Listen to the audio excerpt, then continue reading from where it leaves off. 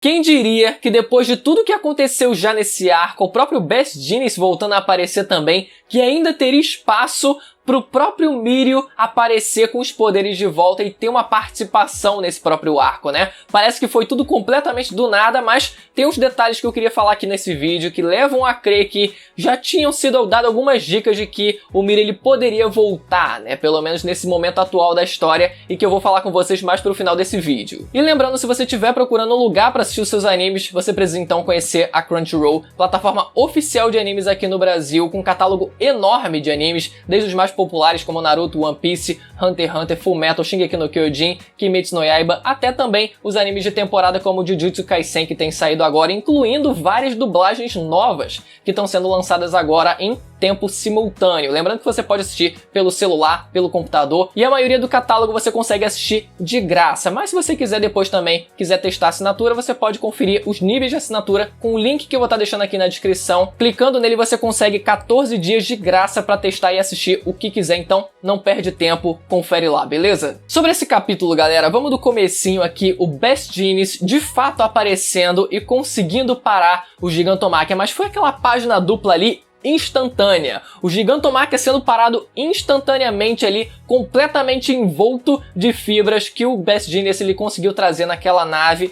Instantaneamente aquela página foi linda e foi algo completamente plausível, né? Já que o Gigantomachia, primeiramente, ele já estava cansado por ter corrido, feito toda aquela maratona, mas principalmente por conta do fator do Shigaraki precisar dar alguma ordem a ele, né? Como o Shigaraki ele estava meio que semi-desacordado ali, o Gigantomachia ele não ia fazer nada, ele precisava obedecer às ordens dele, então por isso que ele ficou estagnado daquela forma, né? O que não foi o que aconteceu por muito tempo. Depois o Shigaraki ele ainda desperta para conseguir dar ordem para o Gigantomachia. Mas antes disso acontecer, gente, vamos aqui discutir sobre algumas coisas, né? O fato do Best Jeanist ele aparecer, e foi algo que eu discuti não só no último review, mas também num dos últimos vídeos que eu fiz aqui no canal sobre perguntas e respostas, onde eu falei sobre isso, sobre o Endeavor, perguntaram sobre o Endeavor o que poderia acontecer e eu discorri um pouco sobre isso. Vamos ressuscitar um pouco dessa discussão aqui porque é importante. O fato do Best Jeanist ele ter aparecido nesse capítulo coloca em xeque tudo que o Dabi ele falou até agora, e essa é a grande questão. O que será que vai ser da sociedade? Será que eles vão continuar acreditando no que o Dabi falou? Será que eles vão acreditar parcialmente no que ele falou? Ou será que eles não vão acreditar em nada? Porque acreditar em tudo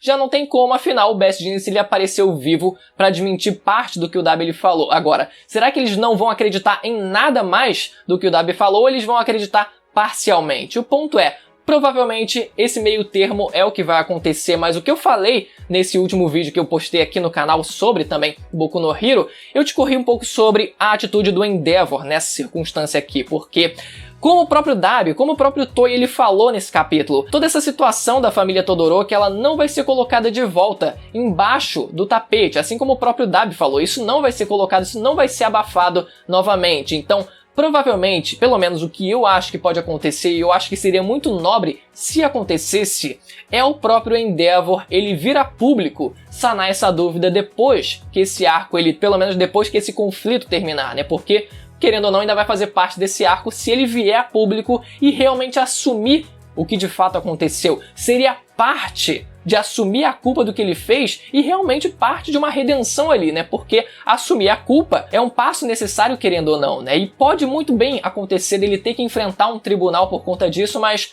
eu já tenho minhas dúvidas quanto a isso, né? Dele acabar enfrentando um tribunal e acabar sendo preso, enfim, né? Mas minimamente o que eu acho que pode acontecer é ele perder o trabalho dele como um herói. Ele perder o título de herói número 1 caso ele deixe de ser um herói. Olha só, mesmo o Endeavor ele não sendo preso, mesmo o Endeavor ele não sendo morto, ainda assim já seria um peso nas costas do personagem ele ter a responsabilidade, ele carregar a responsabilidade de ter sido o pilar que ruiu. Por mais que os vilões e os heróis eles estejam lutando numa situação bem equilibrada ali, né, em uma situação até que é de certa forma imprevisível de saber o que pode acontecer, eu pelo menos torço muito para que os vilões eles vençam no final desse arco, mesmo estando bem equilibrado, mesmo com a volta do Mirio agora no final desse capítulo, eu torço muito para que os vilões vençam, para que assim a gente tenha um real desespero por parte dos heróis, por parte da sociedade como um todo, né? Mas isso não só seria uma derrota física para os heróis, mas também seria uma vitória moral, caso o Endeavor, ele, o pilar que sustenta agora, que tenta sustentar toda a estabilidade dessa sociedade, acabasse ruindo. Mais pra frente no capítulo, o Toya, ele derrota a Nejire com um golpe. A gente precisa falar sobre essa personagem. É completamente compreensível que ela tenha levado esse golpe e não tenha resistido a esse golpe. Beleza.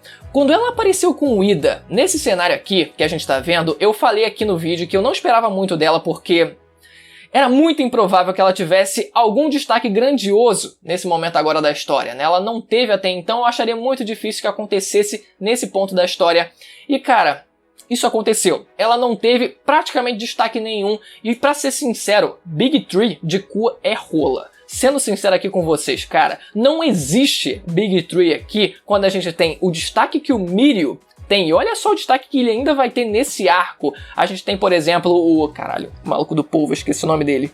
Tamaki? Ele teve um destaque muito bom lá no arco do Overhaul e nesse aqui, meu amigo, praticamente nulo. Assim como a Nejire também. E cara, a Nejire então nem se fala porque nem no arco do Overhaul ela teve um destaque relevante.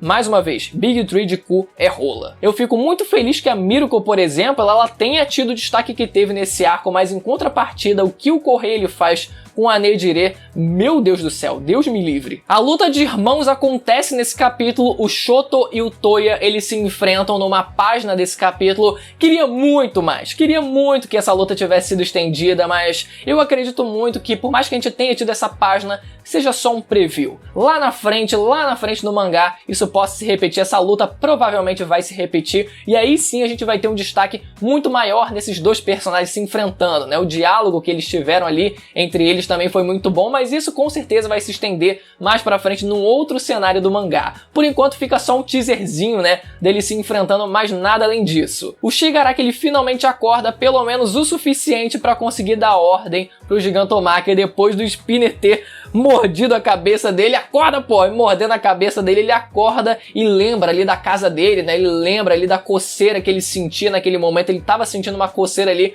por conta das memórias dele. Então, mais uma vez, aquilo meio que atiçou um certo gatilho nele e provavelmente vai depois acabar voltando a dormir mesmo, né? Pelo menos ele conseguiu dar ordem pro Gigantomachia e o monstro finalmente começou a agir, começou a arrebentar algumas dessas fibras. E é esse momento, é a partir desse momento que a gente tem o clímax, é a construção do clímax desse capítulo com a tensão do Gigantomachia ele podendo se libertar ou não. Os gnomos eles voltam a aparecer e começam a ir atrás do Best Jeanist para tentar impedir que ele continue segurando o Gigantomachia. A gente vê até a Burning também, né, que faz parte da agência do Endeavor, que ela tem um poder de fogo a partir do cabelo dela, né? Se eu não me engano foi semana passada que eu pedi para vocês lembrarem personagens com habilidade de fogo que já tivessem aparecido em Boku no Hero, fora os que a gente já conhece, fora os personagens principais, né? E foi muito bom vocês terem lembrado dessa personagem, de alguns outros, né, que provavelmente apareceram ali um pouco mais aleatoriamente na agência do Endeavor, mas é mais uma vez um detalhe interessante que vale a pena de novo ser ressaltado. Porque ninguém nunca fez a associação de que o W ele poderia ter alguma relação com a família Todoroki, afinal todos eles tinham habilidade de fogo, né? Porque não são só eles nesse mundo que têm habilidade de fogo, tem outras pessoas também,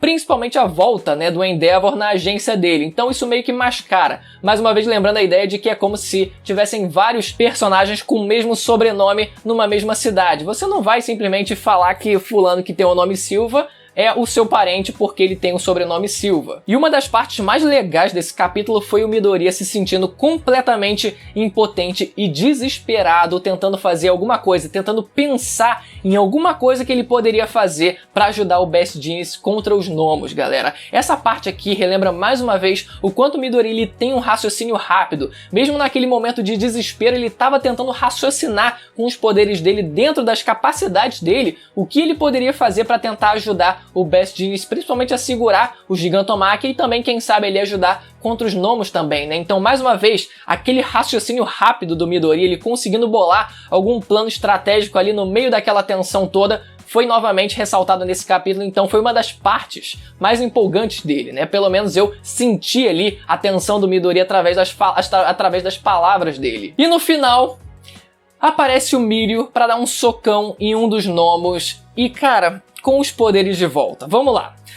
Sendo 100% sincero com vocês, eu não sou fanboy do Mirio. Então vamos tentar aqui fazer uma análise nua e crua. Eu não fiquei ultra hypado com a volta do personagem. Então vamos discutir aqui, eu sei que muita gente, mas muita, foi parar nos Trending Topics, isso é óbvio. Eu sei que muita gente tá super feliz com isso, mas a gente tem que ser frio aqui para tentar conversar sobre algumas coisas aqui. A aparição dele nesse capítulo foi 99% do nada, sabe?